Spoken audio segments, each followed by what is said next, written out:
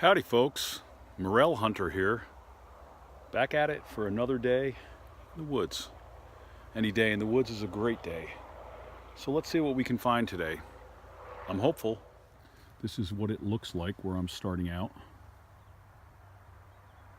Not so thick in the underbrush, easy to move around. The ground is still kind of moist from the last rain that we had. Let's move on. So here we are, moving along, and look what I've spotted. Lo and behold, here is the quarry, the beloved Morel. Oh yes, look at that. Let's see if I can find it on here. It's tiny. There it is.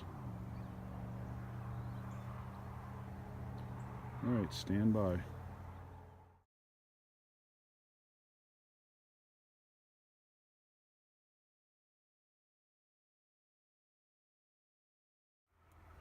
So here's an old elm tree.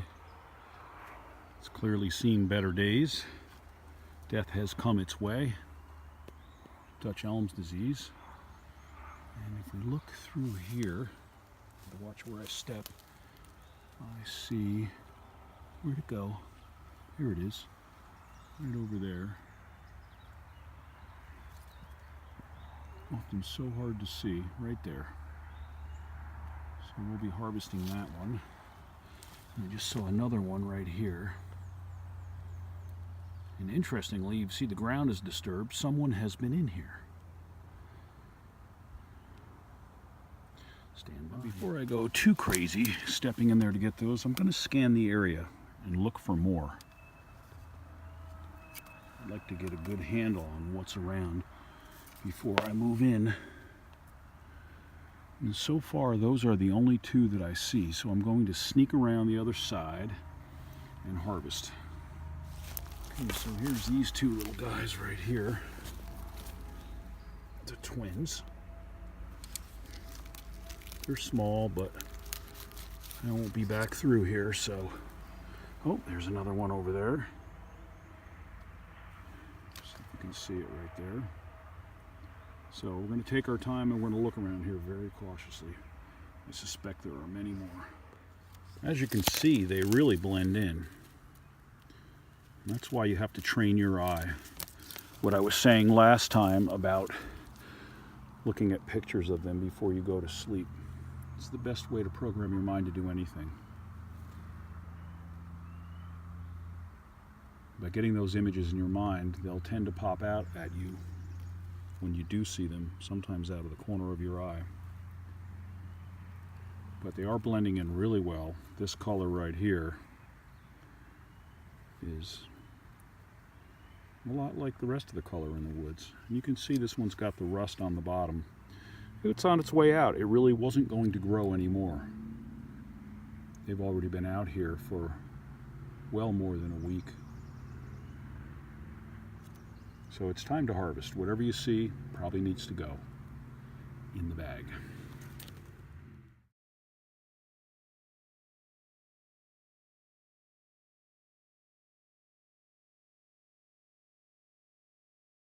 Hey folks, another dead elm tree. And someone has been here already. And look what I found. Look at the color on that. That thing is really yellow. Let's see what happens. We'll look for more. Chances are we won't find them since somebody's been through here. It looks like an elephant's been through here. So I'm guessing this area has been well picked over.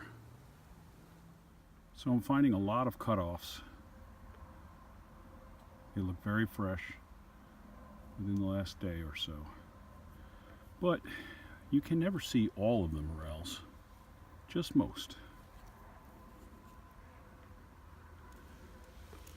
Somebody missed that guy. It looks good enough to pick. So as Craig says, hey everybody, this is where I came from. This is where I'm going. I'm going to that elm tree, which is clearly in distress. In fact, I don't even see any buds on it. Snapped over bark is coming off at the top up here. It's a good size. It's been around. Should be inoculated. I am hoping that it proves to be a good spot. It's very tough to get in here. Very, very thick, crawling hands and knees.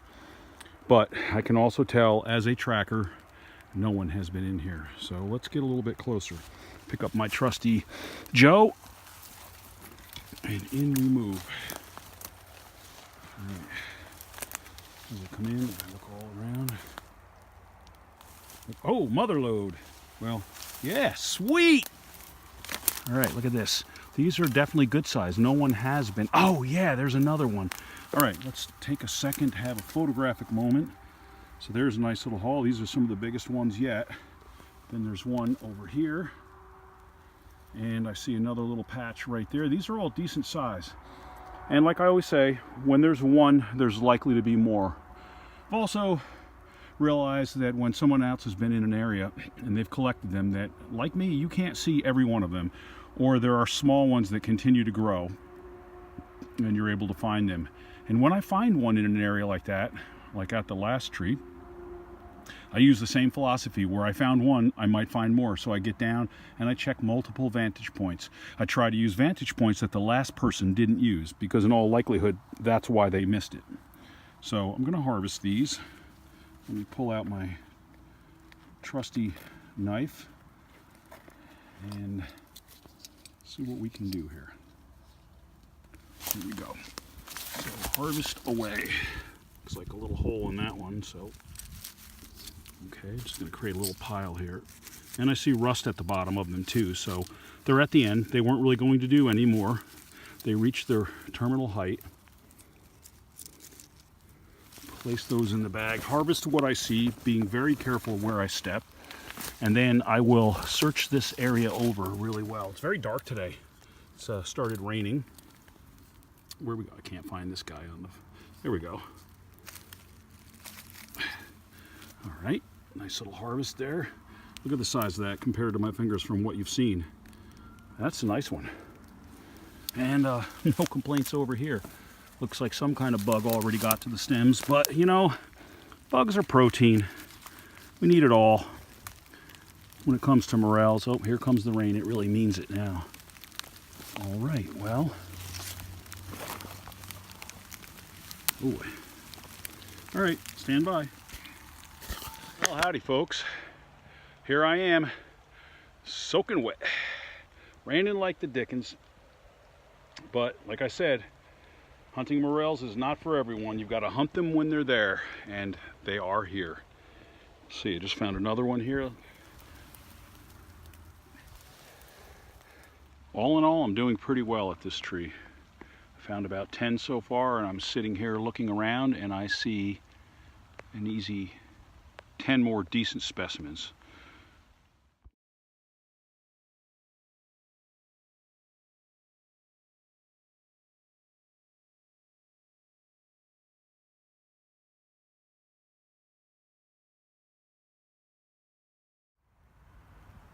So I found a nice spot for Morchella semilibera, which is the half-free morel. These are pretty good sized guys right here. They're edible. Some say they're good. They're just not my quarry.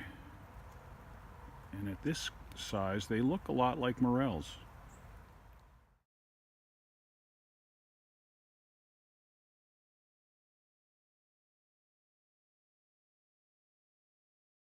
So to summarize today's morel hunt, I got bitten by ticks, I got soaked with rain, but I kept on hunting, and I found more.